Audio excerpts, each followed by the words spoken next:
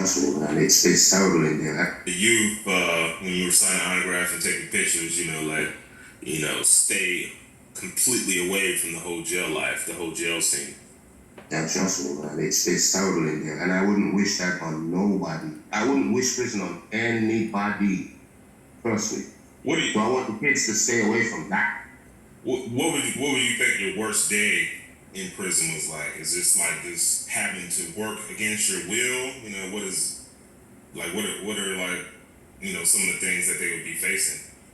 Okay, I got sentenced to hard labor, but because I was an appellant, I didn't work. Because once you're appealing your case, it's like you're in purgatory. You're kind of a prisoner, but you're kind of not. So a lot of the rules don't apply to you in terms of you don't have to wear the uniform, you can wear your regular clothes, you don't get to work, you know what I mean? But my worst days in prison were the days when I didn't have visits. Like when I could see my girlfriend come to me, and that was also a terrible day too, because it's fun when she comes, but it's sad when she leaves. It's bittersweet, as people would say. So, you know what I mean? Every time he goes away. Yeah, she's right there.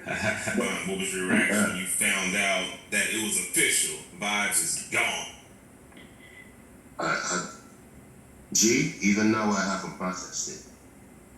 Even now, I tell people this and they think I'm joking or I'm trying to be emotional. Even now, I haven't processed it. Sometimes I wake up, sometimes I'm afraid to post because I think I'm in prison and I have to hide my phone. Like just crazy stuff like that. I wake up at 7 o'clock looking around if I'm gonna get searched.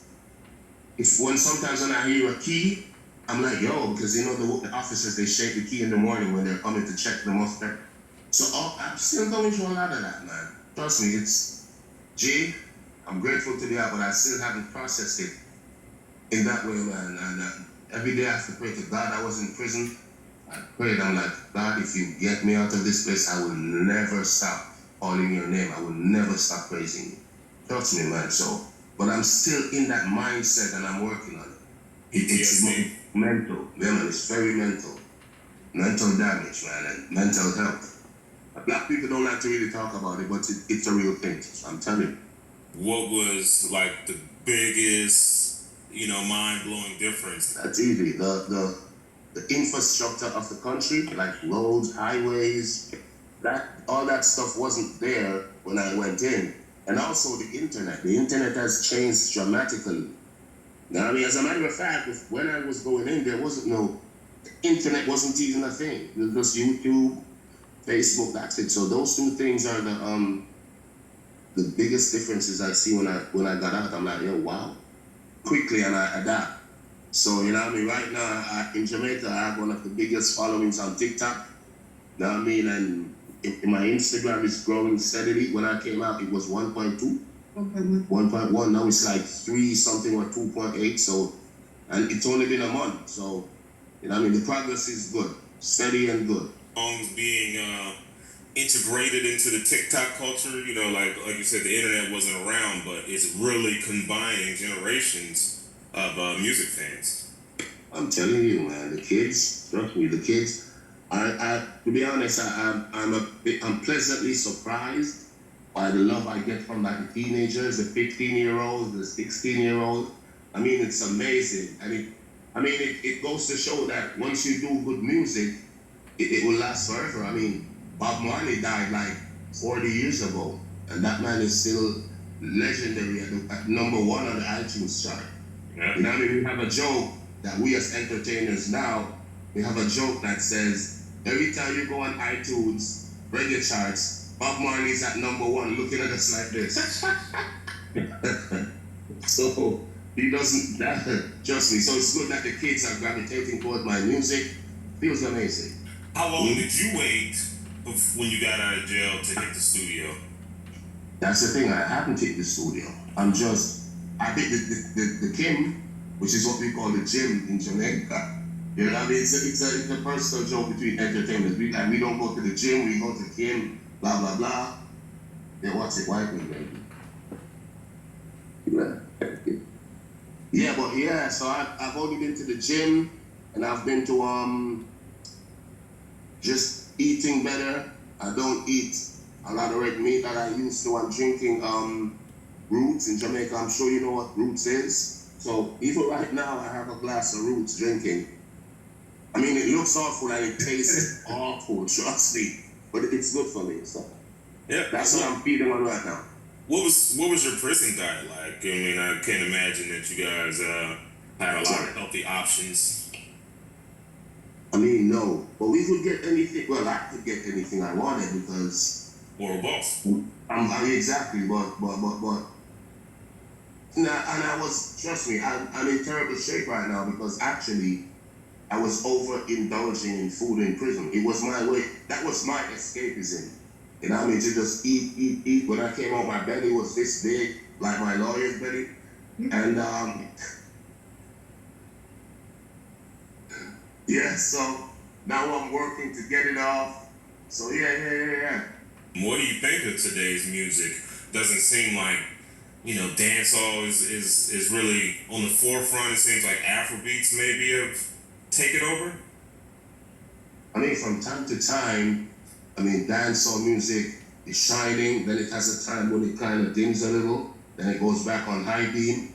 So we understand that. And for me personally, I mean, Buju Banton made a statement the other day. Big up Buju Banton, he's my favorite DJ, by the way. And he's right about what he said about Afrobeats not being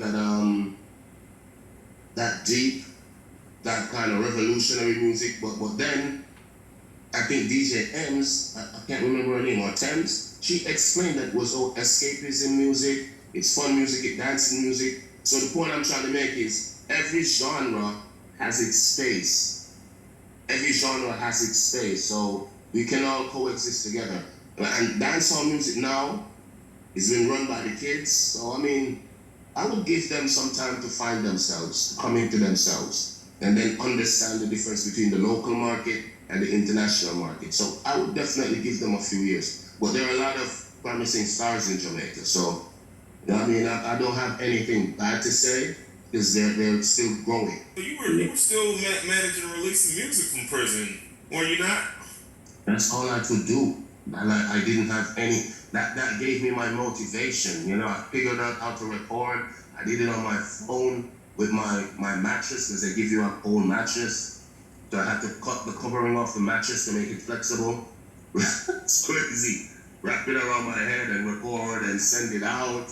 Get the studio engineers. So big up to Dunwell, big up to Red Boom. I even went gold, actually, from prison and silver in the UK. Yeah. So big up my engineers, Red Boom and Dunwell.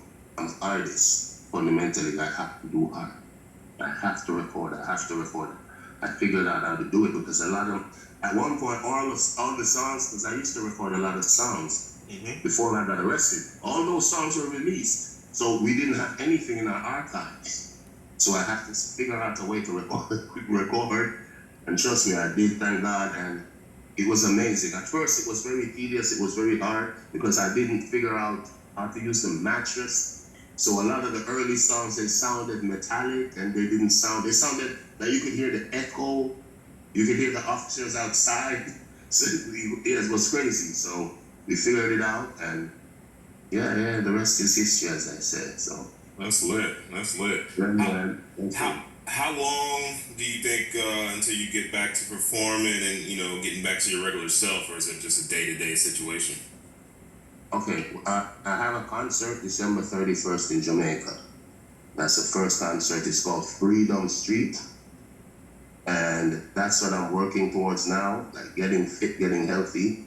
I'm not even focused on the studios yet because, like you said earlier, the songs are having a resurgence. They're all over TikTok. So I'm good on the social media space. I'm good in the dancehall, so I have time to work out and build that fitness, get my lungs back open like a giant.